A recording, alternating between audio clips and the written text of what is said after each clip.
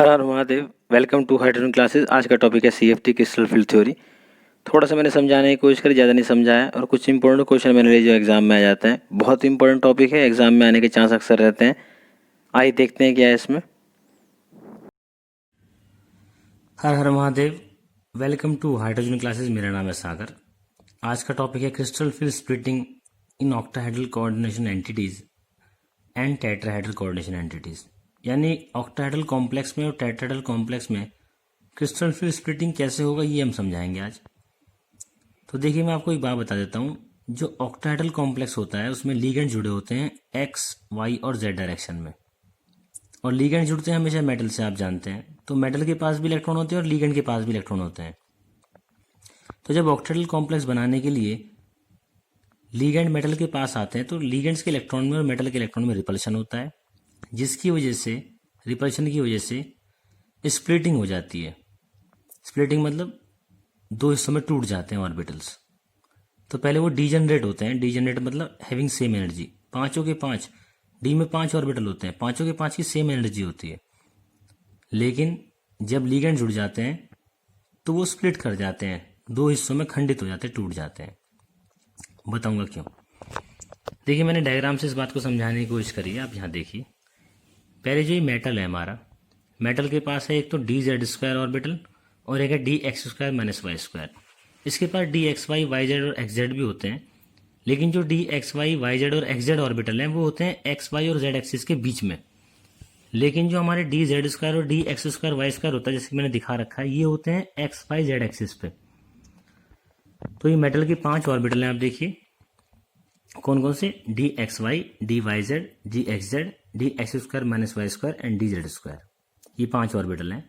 जब लीगेंड इनके पास आते हैं, जुड़ा नहीं है अभी, बस जस्ट पास आएगा, पास आएगा तो रिपल्शन, सारे ऑर्बिटल रिपल्शन फील करेंगे, चाहे वो पांचों के पांचों। तो सबकी एनर्जी बढ़ जाएगी, उनकी एनर्जी बढ़ जाएगी। देखो ऊपर की तरफ एनर्जी बढ़ गई, पांचों की पांच। अभी स्प्लिटिंग नहीं हुई, खाली एनर्जी बढ़ गई। और जब वो 5 लीगेंड आके जुड़ जाएंगे, देखो लीगेंड कौन सी डायरेक्शन में अप्रोच कर रहे हैं, जेड एक्सिस से, ये एक्स एक्सिस से और वाई एक्सिस से। तो लीगेंड अप्रोच कर रहे हैं एक्स वाई जेड एक्सिस से।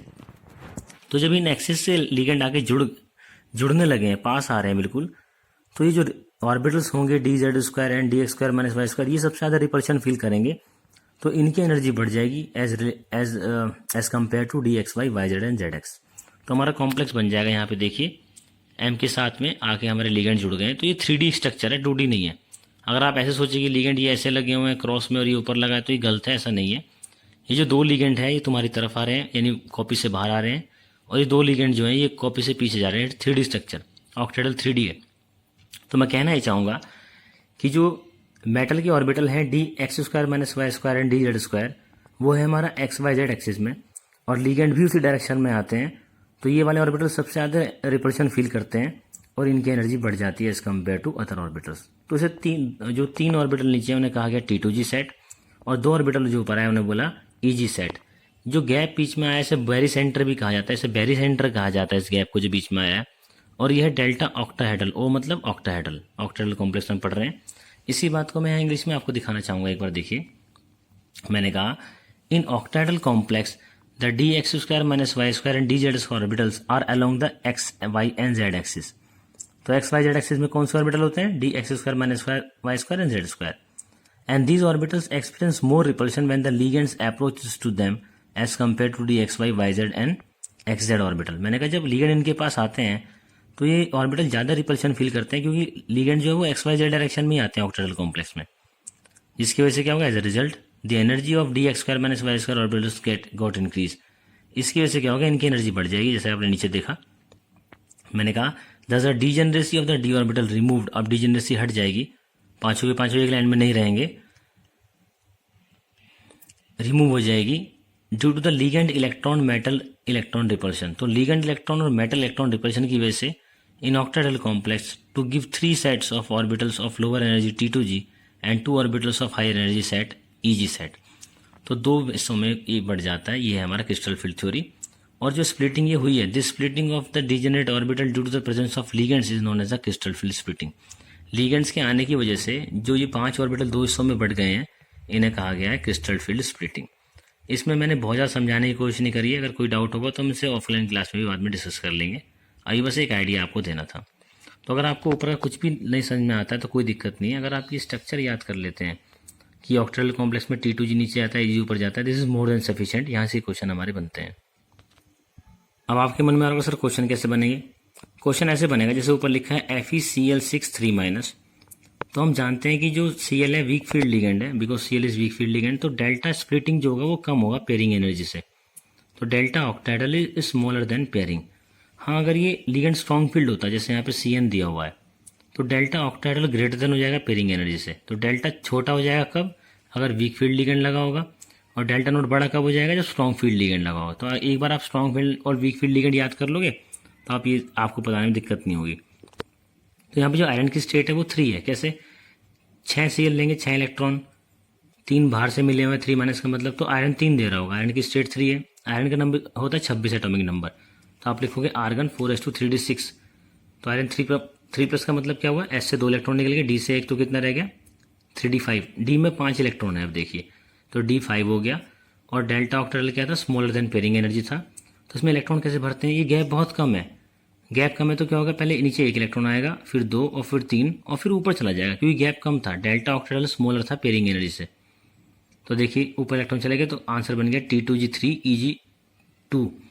इसे कहते हैं हमारा ऑक्यूपेशन ऑफ इलेक्ट्रॉन। तो एग्जाम में क्वेश्चन है इसकी, इस कॉम्प्लेक्स की इलेक्ट्रॉन की ऑक्यूपेशन बताओ, तो आपको इस तरीके से अटेम्प्ट ही करना है। और देखिए आप नीचे, अब मैंने कहा अगर मान लो ये था FeCN6 3-, तो यहाँ भी आयरन की स्टेट 3+ है, D में 5 इलेक्ट्रॉन है, D5 है, लेकिन डेल्टा ऑक्टेहेड्रल ग्रेटर था पेयरिंग एनर्जी से, क्योंकि यहाँ पे जो Cn था weak field, strong field ligand था, वीक फील्ड नहीं था, तो इसे बोलते हैं लो स्पिन कॉम्प्लेक्स। पहले इलेक्ट्रॉन नीचे भरे जाएंगे, देखो तो 5 इलेक्ट्रॉन क्या हुआ? पहले 1 2 3 4 5, 5 के 5 नीचे भरे गए T2G में, और Eg में कुछ था ही नहीं, तो ये बन गया T2G5 Eg0।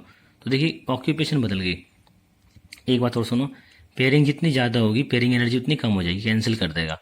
तो जब गैप ज़्यादा होगा, यानी जब ऑक्टाहेड्रल ग्रेटर होगा, जो बहुत ज़्यादा होगा, स्ट्रॉन्ग फील्ड लिगेंड की वजह से स्प्लिटिंग ज़्यादा होगी, तो उस केस में क्या होगा? पहले नीचे सारे इलेक्ट्रॉन भरे जाएंगे, तो पेयरिंग होगी, तो पेयरिंग एनर्जी हो जाती है कम, और जहाँ पेयरिंग नहीं होगी वहाँ पेयरिंग एनर्जी हो जाएगी ज़्यादा। तो जितनी ज़्यादा पेयरिंग होगी, एक दूसरे को वो कैंसिल करेंगे, तो पेयरिंग एनर्जी उतनी कम हो जाएगी। और ये कब होगा? ये तब होगा जब डेल्टा नॉट पेयरिंग ज़्यादा होगा पेयरिंग एनर्जी से, यानी P से जब डेल्टा नॉट ज़्यादा आएगा, और डेल्टा नॉट ज़्यादा कब आएगा? जब स्ट्रॉन्ग फील्ड लिगेंड होगा। ठीक है, इसमें कोई डाउट होगा आप मुझे कॉल भी कर सकते हैं। तो इस तरह के कॉम्प्लेक्स को जब डेल्टा नॉट ज़्यादा होता है इन्हें बोलते हैं लो स्पिन कॉम्प्लेक्स, और डेल्टा नॉट जब कम होता है तो ऊपर इलेक्ट्रॉन जाते हैं बोलते हैं हाई स्पिन। ऊपर चले गए ना, Eg में भी चले गए, T2G में पूरे भरे भी नहीं, Eg में चले गए, इसे बोलते हैं हाई स्पिन कॉम्प्लेक्स। इस क्वेश्चन को ऐसे भी दिया जा सकता है कि आपको पूरा कॉम्प्लेक्स ना लिख के सीधा बोल दें कि D में 7 इलेक्ट्रॉन भरने हैं और delta not smaller than pairing energy है, तो जैसे ये डायरेक्ट दे दें ये चीज़, पूरा कॉम्प्लेक्स से ऊपर तो पूरा कॉम्प्लेक्स से निकालना पड़ रहा था, यहाँ डायरेक्ट ये चीज़ देते हैं, बच्चा समझ जाएगा। D में 7 इलेक्ट्रॉन भरने हैं, जो डेल्टा नॉट है पेयरिंग से कम है, तो पेयरिंग से कम था तो पहले क्या करोगे? 1 2 3 4 5, और फिर आएगा नीचे 6 7, ऐसे भरे जाएंगे। पहले नीचे 3 भरे गए, फिर ऊपर 2, फिर दोबारा नीचे आ गए, कब? जब डेल्टा नॉट स्मॉलर था पेयरिंग से। अगर D में 7 भरने हो तो यहाँ पे होगा पहले डेल्टा नॉट ज़्यादा है पेयरिंग से, तो पहले नीचे 6 भरे जाएंगे, 1 2 3 4 5 6, और फिर 7 ऊपर आएगा इलेक्ट्रॉन। आप देख पा रहे हैं चीज़? तो इस तरह से आंसर बन जाएगा। यहाँ पे तो क्या बन गया? T2G5 Eg2, यहाँ क्या बन गया? T2G6 Eg1। ये देखिए आप, इसे बोलते हैं लो स्पिन कॉम्प्लेक्स या हाई स्पिन। यहाँ पेयरिंग एनर्जी कम क्यों होगी इस वाले में? क्योंकि यहाँ 3 पेयर बन रहे हैं, 3 पेयर है, और यहाँ पे पेयरिंग एनर्जी ज़्यादा क्यों है? क्योंकि यहाँ पे 2 ही पेयर बन रहे हैं। जितनी ज़्यादा पेयरिंग होगी उतनी पेयरिंग एनर्जी कम हो जाएगी। पेयरिंग जितनी ज़्यादा होगी इलेक्ट्रॉन्स में, पेयरिंग एनर्जी उतनी कम होगी। और ऐसा कब होगा? जब डेल्टा नॉट हमारा पेयरिंग से ज़्यादा होगा, और वो कब होगा? जब लिगेंड स्ट्रॉन्ग फील्ड होगा। एक क्वेश्चन यहाँ से और बनता है कि वाई कॉम्प्लेक्स आर कलर्ड। ये जो डी ब्लॉक के कॉम्प्लेक्स हैं, हमारे ट्रांजिशन कॉम्प्लेक्स हैं, या मैं कहना चाहूँगा कि कोऑर्डिनेशन कॉम्प्लेक्स हैं, ये सारे कलर्ड क्यों होते हैं? ज़्यादातर कलर्ड क्यों है? सारे तो कलर्ड नहीं होंगे, ज़्यादातर कलर्ड क्यों होते हैं? इनमें कलर क्यों आता है? आप बोलोगे due to d transition. D transition है क्या? देखिए, जैसे मैंने क्वेश्चन कहा why TiH2O6 3+ is coloured but TiH2O6 4+ is colourless. देखो टाइटेनियम था यहाँ पे, वाटर न्यूट्रल है, तो टाइटेनियम की स्टेट यहाँ पे 4+ है, यहाँ पे 3+, सॉरी इसमें 3+ है। इसका एटॉमिक नंबर 22 होता है, तो आर्गन 4s2 3d2। जब मैं 3 इलेक्ट्रॉन निकाल लूंगा तो यहाँ पे डी में एक इलेक्ट्रॉन रह जाएगा, तो ये एक इलेक्ट्रॉन जो नीचे था डी में T2G में, ये एनर्जी एब्जॉर्व करके ऊपर एक्साइट हो जाएगा Eg में। जब वापस नीचे आएगा एनर्जी निकालेगा, तो इलेक्ट्रॉन ये T2G भी डी का पार्ट था और Eg भी डी का पार्ट है, तो इलेक्ट्रॉन डी से डी में गया एनर्जी एब्जॉर्व करने के बाद, इसे बोलते हैं डी ट्रांजिशन। तो जब भी एग्जाम में कभी क्वेश्चन आपको आए कि why this complex is coloured, ये कॉम्प्लेक्स कलर क्यों है, आप सीधा आंसर बोलेगे डी ट्रांजिशन। हाँ, अगर एक आ जाए कि ये कॉम्प्लेक्स का कलर कुछ और है, दूसरा कुछ और है, तो वहाँ पे जो स्प्लिटिंग होगी वो अलग अलग होगी। डी ट्रांजिशन दोनों में होगी, तो जब भी जहाँ कलर आ रहा है वहाँ पे डी ट्रांजिशन होगी। तो हाँ, अगर कम होगी तो कुछ और कलर आएगा, ज़्यादा होगी तो कुछ और। अगर स्प्लिटिंग ज़्यादा होगी और इलेक्ट्रॉन जा रहा है एनर्जी लेके तो कुछ और कलर आएगा। स्प्लिटिंग कम होगी और इलेक्ट्रॉन जा रहा है तो कुछ और कलर आएगा। तो यहाँ पे है डी ट्रांजिशन। तो जैसे यहाँ पे क्या था, टाइटेनियम 4+ था, तो डी में 0 इलेक्ट्रॉन होगी। जब 0 होगी तो ऊपर जाएगा क्या, कुछ भी नहीं जाएगा। तो यहाँ पे ये होगा कलरलेस। तो जब भी आपसे टीचर क्वेश्चन पूछे, ये इतना एक्सप्लेन करने की जरूरत नहीं है आपको। अगर टीचर क्वेश्चन पूछे कि why this complex is coloured, आप सीधा लिखोगे ड्यू टू डी ट्रांजिशन। जो Ml4 टेट्राहेड्रल कॉम्प्लेक्स है, उसमें एक बात आप ध्यान देखिए, इसमें 4 लिगेंड्स जुड़े होते हैं। टेट्राहेड्रल जो होते हैं वो लिगेंड्स जुड़े होते हैं कौन से ऑर्बिटल से, DXY, YZ और XZ। ऑक्टेहेड्रल कॉम्प्लेक्स में लिगेंड किससे जुड़े थे, DX² - Y² और DZ² से। लेकिन टेट्राहेड्रल में किससे आगे जुड़ते हैं, DXY, YZ और XZ। तो अब किसकी एनर्जी बढ़ जाती है, इनकी एनर्जी बढ़ जाएगी। किसकी, तो अब एनर्जी बढ़ जाएगी DXY, YZ और XZ की, और किसी कम रहेगी DX² - Y² DZ² की। तो टेट्राहेड्रल कॉम्प्लेक्स में उल्टा हो जाता है, EG नीचे आता है, T2G ऊपर। इलेक्ट्रॉन भरने का तरीका सेम रहता है ऑक्यूपेशन का, इसमें कुछ खास नहीं है। एक क्वेश्चन है, why low spin tetrahedral complex are rarely observe. Tetrahedral low spin complex क्यों कम पाए जाते हैं, या ये कह दूं कि why they are generally high spin, ज़्यादातर हाई स्पिन कॉम्प्लेक्स क्यों पाए जाते हैं। असल में ये पाया गया था कि टेट्राहेड्रल कॉम्प्लेक्स ज़्यादातर हाई स्पिन होते हैं, लो स्पिन वो बहुत कम पाए जाते हैं। ऐसा क्यों है, इसे आप खुद देखिएगा, और मुझे आप फ़ोन करके डिस्कस भी कर सकते हो अगर चाहे तो, कुछ पूछना चाहे तो। इसमें सारा मैंने नहीं पढ़ाया, कुछ चीज़ें मैंने छोड़ दी हैं, इसमें कुछ क्वेश्चंस मैंने डिस्कस नहीं कराए, उन्हें मैं जब भी ऑफलाइन क्लास होगा तभी आपसे डिस्कस करूँगा। Thank you very much.